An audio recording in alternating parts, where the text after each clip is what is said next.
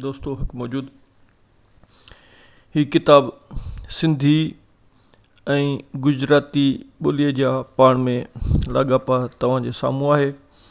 ही किताब डॉक्टर मंसूर थलो साहब सिंधी ॿोली जे क़दीम लिखत तोड़े तारीख़ ते मुसलसल तहक़ीक़ करे रहिया ऐं हिन दुनिया जे मुख़्तलिफ़ ॿोलियुनि सां सिंध जा लाॻापा साबित कया आहिनि। हिन किताब में डॉक्टर मंसूर थले साहब सिंधी ॿोली में ऐं गुजराती ॿोली जे विच में मौजूदु लाॻापनि ते खोजना करे ॿिन्ही क़दीम ऐं अज़ीम ॿोलियुनि जे लिखतनि में गहरा लाॻापा साबित कया आहिनि। डॉक्टर मंसूर थलो साहब हींअर अमेरिका में रहंदड़ आहे।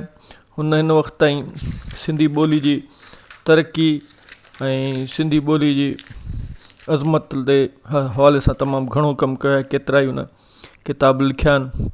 उन हवाले सां हीअ किताब सिंधी ऐं गुजराती ॿोली जा लाॻापा पिणु अहमियत रखे थो।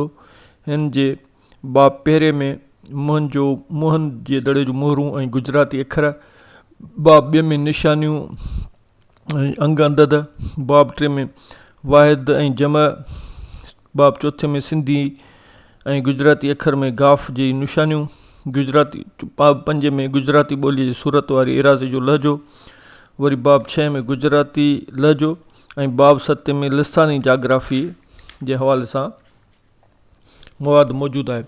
डॉक्टर मंसूर थलो लिखे थो त सिंध जो डेल्टा वारो इलाइक़ो लाड़ सामुंडी बंदरगाह जे हवाले सां दुनिया में मशहूरु आहे, पर साउथ इंडिया जे डेल्टा वारे इलाइक़े सां लाड़ ऐं थर जे माज़ी में गहरा लाॻापा रहिया आहिनि।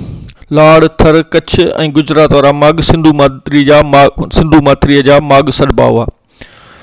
उन्हनि माॻनि जे माण्हुनि जा पाण में सदियुनि जा सक़ाफ़ती समाजी लाॻापा पिणु रहिया आहिनि, जॾहिं त उन्हनि इलाइक़नि में रहंदड़ माण्हुनि जी ॻाल्हि ॿोल जे आवाज़ में घणी हिकजहिड़ाई नज़र अचे थी। सिंधु माथिरी वसी पखेड़ में रखंदड़ अज़ीम तहज़ीब जी माथिरी सॾिबी आहे। ॾिठो वञे थर ऐं लाड़ जे बंदरगाह तां मलाह, मुहाणा, पणी, वणजारा पंहिंजो माल खणी कच्छ ऐं गुजरात जे बंदरगाह सूरत, पोरबंदर ऐं साउथ इंडिया जे बंदरगाह ते वेंदा हुआ। अॼु बि कच्छ ऐं गुजरात जो सक़ाफ़ती, अदबी रंग ऐं ॿोली जा आवाज़ उहो ॾिस पतो ॿुधाइनि था त सिंध ॿोलीअ सां पुराणो रिश्तो अथनि। कंहिं बि ॿोलीअ जे लहजनि में इस्तेमालु थींदड़ लफ़्ज़नि मां ॿियनि ॿोलियुनि जे सोतियाती रिश्ते जी ख़बर पवंदी आहे। जीअं त सिंधी ॿोलीअ जो लाड़ी लहजो हीउ लाड़ जे इलाइक़े जो लहजो आहे, जेको तारीख़ी जाग्राफ़ी हैसियत सां गॾु सामुंडी बंदरनि ऐं अज़ीम माॻनि जे करे पंहिंजी क़दामत ऐं सुञाणप रखे थो। लाड़ ऐं थर जो कच्छ ऐं गुजरात सां क़दीम लाॻापियल। लाड़ जे मुहाणनि, मलाहनि ऐं माछियुनि जा केतिरा ई ख़ानदान कच्छ ऐं गुजरात जे शहरनि ऐं सामुंडी बंदरगाहनि ते आबाद आहिनि। नॉर्थ गुजरात ज़िले साबरा जे काठा जे शहर एडर जे भरिसां हसनपुरा में सिंधी ऐं बलोची ॻाल्हाइण वारा माण्हू रहंदा आहिनि। गुजराती ॿोली में लफ़्ज़ मच्छीमार यानी मच्छी मारींदड़ सूरत बंदर खां 10 किलोमीटर ते सूरत शहर इस्तेमालु थींदड़ आहे। हिन शहर में सूरत बंदर खां 10 किलोमीटर परे हिकु शहर में माछी जात ऐं खारवा जात पाड़ा इलाइक़ा आहिनि। हिननि माण्हुनि जो धंधो मच्छी मारण ऐं घणो तणो गुज़र सफ़र मच्छीअ ते अथनि। सूरत बंदर सां लाड़ ऐं थर जे बंदरगाह जो गहरो तालुक़ु रहे। अली बंदर, सिंधड़ी बंदर, लाड़ी बंदर, शाह बंदर, केटी बंदर, सोखी बंदर जा माण्हू वणज वापार जे हवाले सां पिया ईंदा ऐं वेंदा हुआ। सिंध जो डेल्टा वारो इलाइक़ो शाहूकार बंदरनि शहरनि जी सूंह, सुञाणप ऐं वापार जे हवाले सां दुनिया में साख पत सां सुञातो वेंदो। गुजरात जे सामुंडी पटीअ ते रहंदड़ माण्हू गुजराती ॿोलीअ में केतिरा ई अहिड़ा लफ़्ज़ इस्तेमालु कनि था जेके सिंधी ॿोली जे लफ़्ज़नि वारे उचारण सां मिलंदड़ ऐं हिकु जहिड़ाइप रखण सां गॾोगॾु उहे लफ़्ज़ मक़सद ऐं मानाऊं साॻियूं ज़ाहिर कंदा। सिर्फ़ु उचारण वारे अंदाज़ में थोरो फ़र्क़ु महसूसु थियो। गुजराती ॿोलीअ में के अखर मोहन जे दड़े जे मोहरनि वारनि लिखतुनि या निशानियुनि सां मिलंदड़ आहिनि, जॾहिं त के ॻणप वारा अंग पिणु अॻाटियुनि निशानियुनि सां मिलंदड़ आहिनि। के आवाज़नि वारियूं लिखतूं भंभोर जी ठिकरीअ ते उकिरे अखर सां मुशाबत रखंदड़।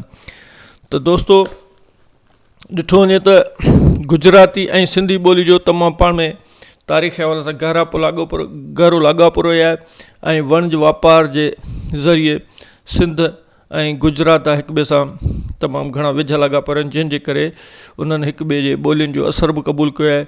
सिंधी ॿोली जा खोड़ सारा अखर गुजराती ॿोली में बि शामिलु आहिनि।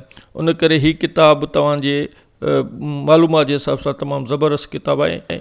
इन किताब खे ॿोली ऐं लिसानियत सां दिलचस्पी रखंदड़ शागिर्द ज़रूरु पढ़नि। उनखां सवाइ सिंधी ॿोली सां मुहबत कंदड़ ऐं सिंधी ॿोली जी क़दामत ऐं अज़मत खे ॼाणण जा ख़्वाहिशमंद ऐं सिंधी ॿोली जी जेके ॿियनि दुनिया जे ॿियनि ॿोलियुनि सां जेके लाॻापा आहिनि उन्हनि ॿोलियुनि बाबति ॼाण हासिलु करण लाइ डॉक्टर मंसूर थले जो कमु तमामु अहम कमु आहे। हिन तमामु खोड़ सारा किताब सिंधी ॿोलीअ जी झोले में विधा आहिनि, जंहिंजे करे डॉक्टर मंसूर थलो जस लणे। हीअ किताब असांजे नौजवाननि खे ज़रूरु पढ़णु खपे त जीअं हुननि खे पंहिंजी ॿोली बाबति ऐं गुजराती ॿोली बाबति ॼाण हासिलु थी सघे।